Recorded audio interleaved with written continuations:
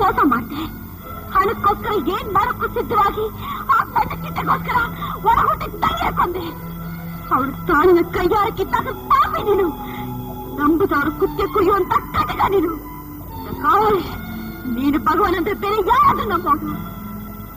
ನಾನು ನಂಬೋದಿಲ್ಲ. ಪ್ರಕಾಶ್, ನೀನ್ ಯಾರು, ಜಾತಕ್ಕೋಸ್ಕರ ಬಂದೆ ಅಂತ ನನಗೆ ಚೆನ್ನಾಗ್ ಗೊತ್ತು.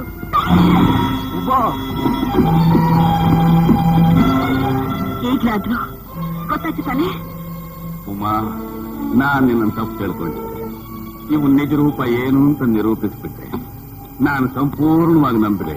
ಪ್ರಕಾಶ್, ನಾನು ಹಣದಾಸೆಗಾಗಿ ಅನಾಥ ಹೆಣಗಳನ್ನ ಅಸ್ಥಿ ಪಂಜರ ಮಾಡ್ತಿದ್ದೆ. ಆದ್ರೆ ನೀನು ಹೆಣ್ಣಿನ ಚಪಲಕ್ಕಾಗಿ, ಹಣದಾಸೆಗಾಗಿ ಓಡಿ ಹುಟ್ಟಿದವರಿಗೆ ಗೊಂಡಿಟ್ಟುಕೊಂಡ ದ್ರೋಹಿ ನೀನು.